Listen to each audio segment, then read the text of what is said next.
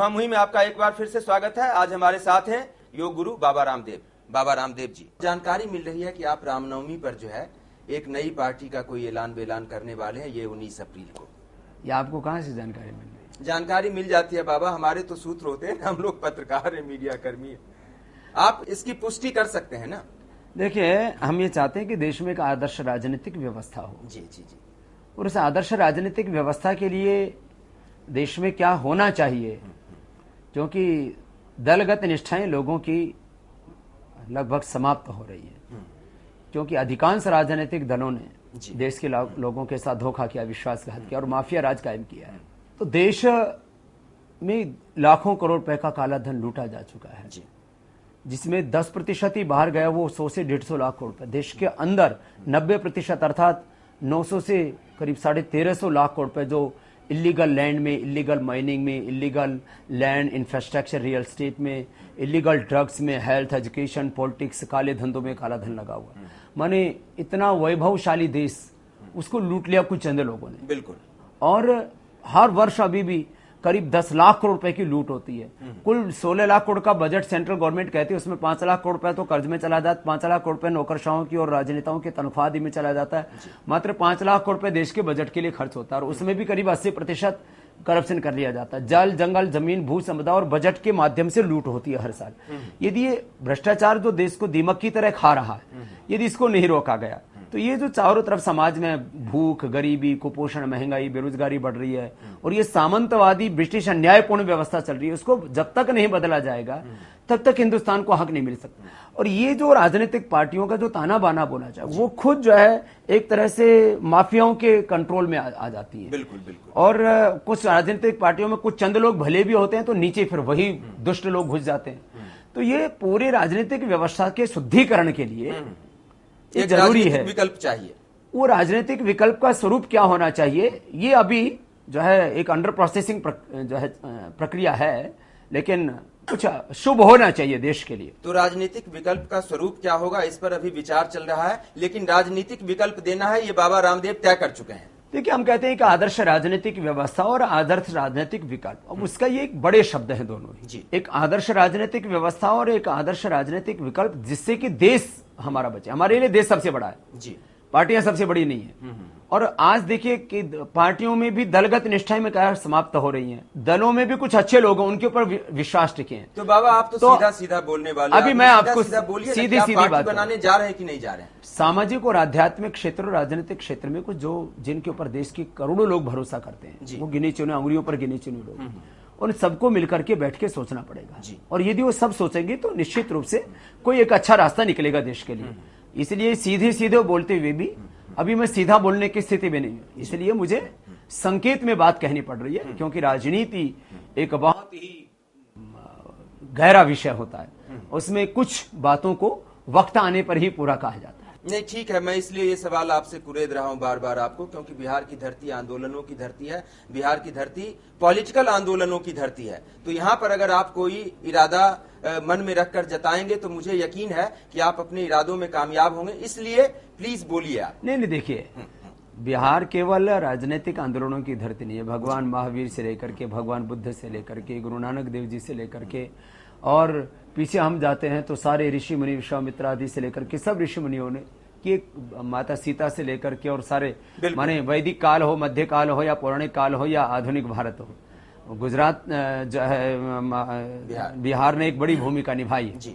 और इस पूरी परिस्थिति में बिहार के लोगों का, क्योंकि मैं तो बिहार में इतना आया हूं और मैंने यहाँ के लोगों को बहुत करीबी से देखा है, वो जो भी परिवर्तन की दिशा तय होगी उसमें बिहार बड़ी भूमिका निभाएगा, ये सुनिश्चित है। और ये जो तमाम तरह के इधर उधर जो आंकड़ेबाजी चलती रहती है, अटकलबाजी चलती रहती है, ये सब तुक्केबाजी है। लेकिन देश के लोग अब एक बड़ा परिवर्तन चाहते हैं, ये सच है। हाँ। और एक बात तय है कि देश के लोगों ने एक तो सोच लिया है कि कांग्रेस को तो खत्म करना है, और वह खुद अपने पापों से भी खत्म हो चुकी है और यहाँ तो उसका कोई अस्तित्व भी नहीं है, कोई नाम लेवा भी नहीं है। लोग कांग्रेस का नाम लेने से घृणा करते हैं। आप संसद में अपने 300 लोग चाहते हैं, वो 300 लोग कैसे आएंगे? नहीं, मैंने एक बात कही थी कि देश को एक ईमानदार प्रधानमंत्री और कम से कम 300 ऐसे सांसद चाहिए जो इस देश को बचा सकें, देश को न्याय दिला सके। जो भी पिछले 5 वर्षों में राष्ट्रीय मुद्दे खड़े हुए इस देश के अंदर, उनको समाधान तक पहुंचा सके। और साइंटिफिक एंड लॉजिकल कंक्लूजन तक सभी एजिटेशन, सभी आंदोलनों के जो मुद्दे हों तभी पहुंचेंगे जब एक मुखिया सरकार का अच्छा हो और कम से कम उसका साथ देने वाले लोग अच्छे हों। नहीं तो कई बार मुखिया चाहता है तो नीचे साथ ही नहीं मिलता उसको।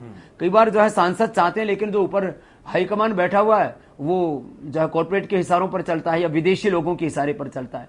तो इस हिंदुस्तान को एक ऐसा प्रधानमंत्री चाहिए जो साहसी हो, जिसमें विकास के लिए प्रतिबद्धता हो, और ये जो सामाजिक गैर बराबरी, आर्थिक गैर बराबरी और तमाम जो प्रश्न हैं, चाहे भ्रष्टाचार, काले धन का, इनको मुहिम को मुकाम तक पहुंचा सके। लेकिन अगर संसद में 300 लोग चाहिए तो ये संसद में 300 लोग कैसे आएंगे? पॉलिटिकल पार्टी बना के आएंगे या बीजेपी जैसी पार्टी को समर्थन दे के आएंगे या फिर बाबा अलग अलग संसदीय क्षेत्रों में अलग अलग निर्दलीय या अलग अलग पार्टियों के बैनरों के तले अपने लोगों को खड़ा करके आएंगे? देखिए, समधर्मी लोगों से तो मिलना ही पड़ेगा। मिलजुल के इस देश में काम होता है, कभी भी तानाशाही तरीके से देश नहीं चलता है।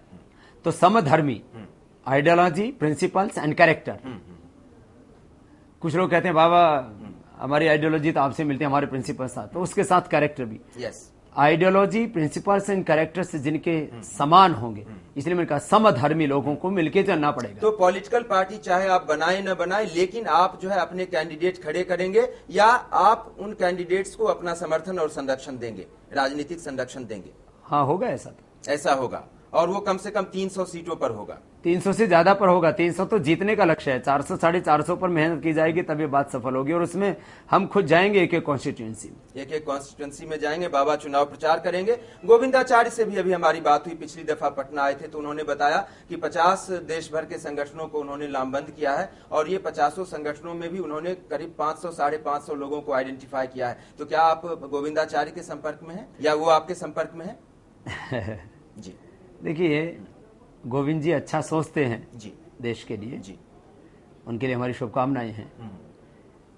लेकिन राजनीतिक जो रणनीति है, राजनीतिक जो बिसात है और पूरा उसकी जो है उसमें चूक कर जाते हैं। मैं चूक करने नहीं कह रहा हूं, मैं उसमें किस तरह से चलना है, कैसे बड़े निर्णय लेने हैं, ये एक सामान्य विषय नहीं है। इसलिए हम इस संदर्भ में तो खाली इतना ही कहना चाहेंगे जी, जी, जी। कि ये बहुत ही संवेदनशील मुद्दा है और इस पर हम तत्काल कुछ टिप्पणी नहीं करना चाहते। जी जी जी। लेकिन आपने नरेंद्र मोदी के पक्ष में तो टिप्पणियों की बौछार कर दी है। देखिए, अच्छे आदमी को यदि सोच रहा है देश के लिए तो उसमें हम नीतीश के बारे में भी टिप्पणी करते हैं, अभी शरद यादव जी के बारे में हमने बोला, हम जो भी अच्छे लोग हैं सबके बारे में बोलते हैं। लेकिन आप मनमोहन सिंह के खिलाफ बोलते हैं, राहुल गांधी के खिलाफ बोलते हैं, लेकिन आप ने कह दिया है कि नरेंद्र मोदी ही भारत का बेस्ट प्रधानमंत्री हो सकता है। नहीं, हमने कहा कि वो विकास के, साहस के, सुशासन के और जो है करप्शन के खिलाफ उसको खत्म करने के लिए एक इच्छा शक्ति के रखने वाले एक व्यक्ति के तौर पर उभरे। और ऐसे व्यक्ति में यदि मान लीजिए कुछ लोगों को ऐसा लगता है कि भाई ये कुछ उनकी अच्छाइयां हैं तो लोग उनको कहते हैं कि वो तानाशाह हैं, लोग उनको कहते हैं कि शायद वो जो अल्पसंख्यक हैं उनके बारे में जो है उनको लेकर के आशंकाएं हैं। तो इन चीजों को तो मुझे लगता है कि वक्त के साथ ये चीजें दूर हो सकती है। एक खास बात अभी तो उनको यमराज भी कहा जा रहा है। देखो, कांग्रेसी तो जो खुद राक्षस हैं वो सभी को राक्षस कहने में लगे रहेंगे, इसलिए उनकी टिप्पणी को कभी भी गंभीरता से नहीं लिया जाना चाहिए क्योंकि वो अप्रासंगिक हो चुके हैं। देश के लोगों ने तय कर लिया है कि कांग्रेस को तो खत्म करना है। अब बात यह है कि आखिर सत्ता में कौन आएगा, ये एक बड़ा प्रश्न है अभी। तो इसमें नरेंद्र मोदी जी में कुछ खास बातें ये है कि वो अति पिछड़े वर्ग का प्रतिनिधित्व करते हैं जी, और उनके प्रति वास्तव में उनके मन में है कुछ हमदर्दी। तो एक बड़ा फैक्टर ये हो सकता है कि जो पिछड़े, अति पिछड़े हैं, वो साधारण लोग हैं, वो एक बड़ा वर्ग जुड़ सकता है। अब जो मुसलमानों के मन में गलत फहमियां हुई हैं उसको किस तरह से वो दूर करते हैं, वो एक बड़ा प्रश्न उनके लिए आता है। और जहां तक लोग तानाशाह किसी को बोलते हैं, मैं इस बात से सहमत नहीं हूं। कोई आदमी साहस करके अच्छा काम कर तो फिर मनमोहन सिंह बन जाओ, कुछ नहीं करो। बिल्कुल। तो आदमी यदि कोई साहसपूर्ण निर्णय लेता है, उसे तानाशाह कहा जाता है, तो वो छवि को तो मुझे लगता है वो छवि तो अच्छी है, कोई खराब छवि नहीं है। मुसलमानों के मन में जरूर प्रश्न पैदा होता है तो उसके लिए शायद समय के साथ इन बातों का समाधान भी हो जाएगा। क्या कांग्रेस के राज में दंगे नहीं हुए? क्या मुलायम सिंह जी के राज में दंगे नहीं हुए? क्या जो है और तमाम राजनीतिक पार्टियां जो अपने अपने क्षेत्रों में हैं, सब क्या लालू जी के राज में यहाँ पर लोगों की हत्याएं नहीं हुई? बिल्कुल। तो सभी राज्यों के अंदर दंगे होते हैं, लोगों की हत्याएं होती हैं।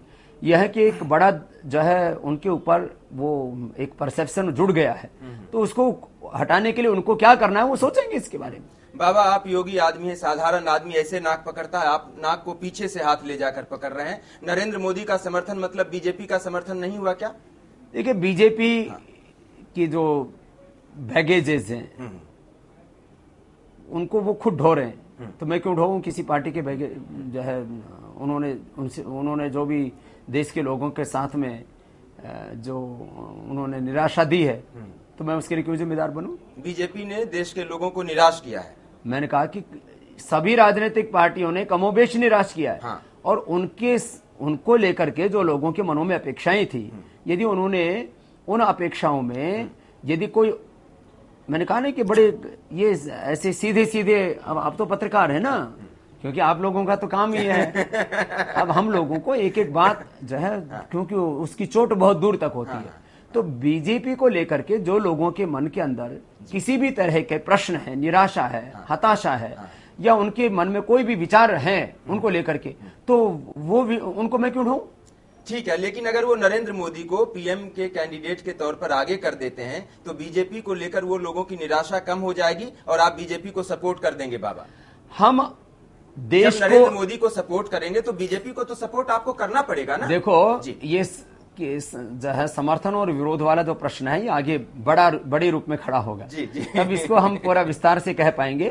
लेकिन इतना है कि जो देश को बचाएंगे और जो मुद्दे हमने उठाए उनको मुकाम तक लेकर के जाएंगे, उसमें कितने नए आदमी होंगे, कितने पुराने आदमी होंगे, किस दल के कितने होंगे, ये जो है थोड़ा सा बड़ा गंभीर मुद्दा है। इसलिए इसको तत्काल रूप में ऐसा कह देना ठीक है। कांग्रेस के आप पूरी तरह से खिलाफ हैं बीजेपी पर? कांग्रेस ने, उन्होंने जो पाप किया है, माने अंग्रेजों की भक्ति से लेकर के सत्ता की प्राप्ति तक देश के लोगों के साथ जो विश्वासघात किया, उन्होंने गद्दारी की है और माफिया राज देश में जो कायम किया, उससे मैंने देश के करोड़ों लोग घृणा करने लगे। इन्होंने किया क्या है हिंदुस्तान के लिए? लूटने की सिवा। बाबा, हम ये इंप्रेशन निकाल रहे हैं आपकी बातों से कि अगर नरेंद्र मोदी को वो आगे कर देंगे तो बाबा 2014 के लोकसभा चुनाव में बीजेपी को सपोर्ट करेंगे। नरेंद्र मोदी को आगे नहीं करेंगे तो हो सकता है बाबा अपना स्टैंड तय करेंगे कि अब क्या करना है। क्या ये आप कुछ भी निहितार्थ निकालिए, हमारे लिए देश सबसे बड़ा है। देश से बड़ा कोई भी नहीं है। बाबा रामदेव भी नहीं है, कोई दूसरा व्यक्ति नहीं है। और देश को बचाने के लिए सब अच्छे लोगों को सोचना चाहिए, और यदि वो देश के बारे में नहीं सोचते, इसका मतलब वो अच्छे लोग ही नहीं। बाबा, लेकिन आप नरेंद्र मोदी की बैटिंग करते हैं, आप आडवाणी जी जैसे बुजुर्ग आदमी, वृद्ध व्यक्ति पर रहम क्यों नहीं करते? उनको बनवा दीजिए ना, अब बेचारे बनना चाहते एक बार पीएम। देखिए, मैंने कहा मेरे लिए मैं ना नरेंद्र मोदी की बैटिंग करता हूँ और जो है ना जो है मैं कोई आडवाणी जी की बॉल उछालता हूँ। मेरे लिए देश सबसे बड़ा है। देश के लिए जो भी शुभ होगा, और उसमें मैं तो चाहता हूं कि सब अच्छे लोगों को सोचना चाहिए।